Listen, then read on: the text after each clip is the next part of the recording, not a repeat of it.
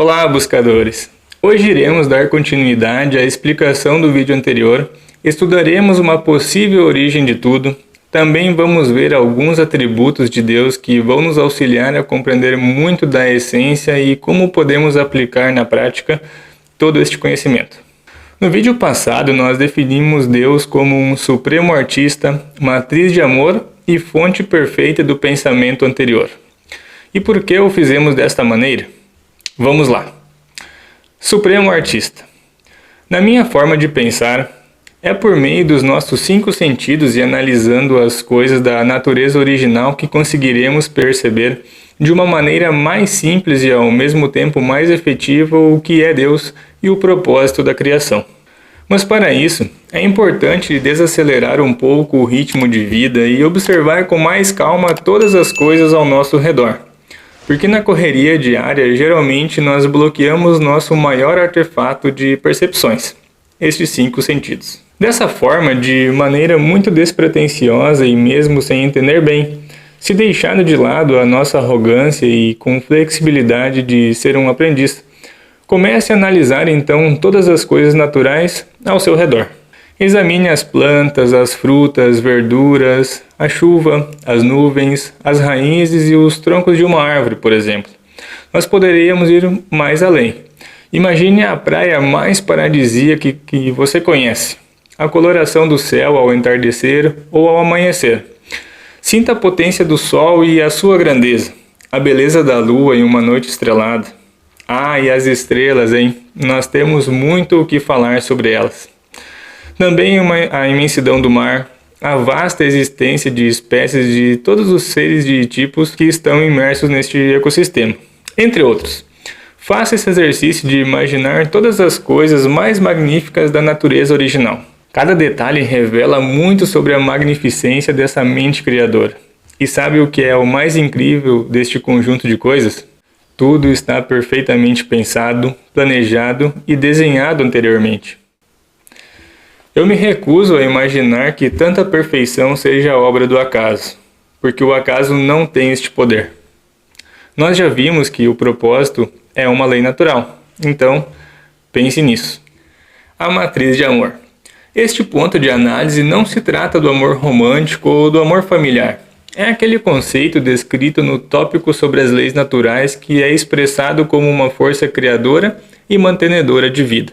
Quantas formas diferentes de vida podem ser contadas no ecossistema? Muitas, verdade? E é precisamente isso que gostaria que você gravasse no seu coração e na sua mente, pois se trata de uma força motora que cria, replica e mantém os mais variados moldes de vida. E é disso que se trata então, por meio da lei de coesão. A fonte perfeita do pensamento anterior. Para que seja uma fonte, obrigatoriamente precisa ser algo primário. E se é algo primário, é porque é anterior ao posterior. Parece meio redundante até. Mas como estamos trabalhando com a premissa de que Deus é a raiz de tudo, precisamos considerar este axioma desta maneira. E ok então, mas por que pensamento anterior? Bem, se tudo tem sido planejado e orquestrado como estão dispostas, é porque houve antes uma ideia predecessora. Nós vamos tratar essa hipótese de forma de que todo natural é harmonicamente perfeito. E como tendemos a considerar que existe um problema ou encaramos como uma má formação das coisas porque encontramos dificuldade no nosso dia a dia, talvez faz falta encarar este problema como derivações do sistema. Também na discricionariedade que existe na brecha de atuação dentro das leis de vida e também na ignorância de que estas normas existem ou até mesmo na intenção de querer violá-las. No Evangelho de João encontramos o relato de que no princípio era o Verbo e o Verbo estava com Deus e o Verbo era Deus. Ele estava no princípio com Deus. Todas as coisas foram feitas por intermédio dele e sem ele nada do que foi feito se fez.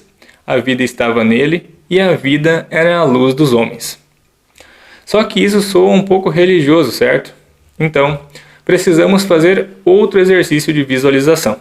Legal, então. Eu proponho agora que você imagine uma espécie de quadrado com uma linha horizontal que corta ao meio. Essa linha horizontal separará dois momentos distintos. O de baixo representa o antes ou nada, e o acima, o após.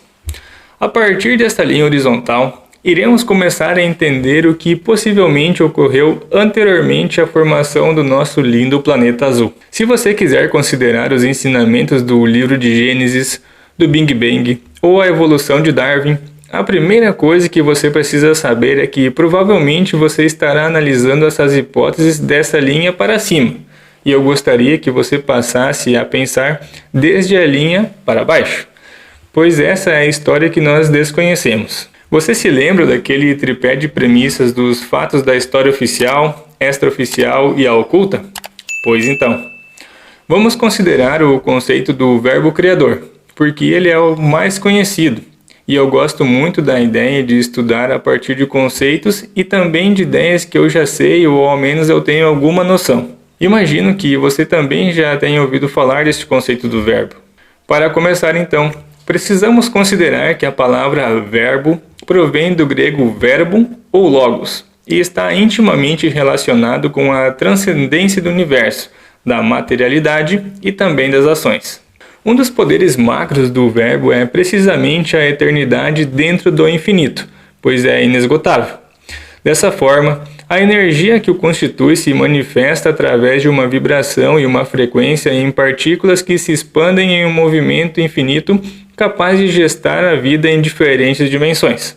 Vamos usar a ideia de que todos os seres vivos, de alguma maneira, contêm essas vibrações, em que suas partículas, frequências e energias se entrelaçam e trabalham de uma maneira e uma forma conjunta, harmônica e integrada, para que possa manter a vida em curso, movendo-se de uma forma espiralada e conformando diversas cores que refletem sua vibração própria.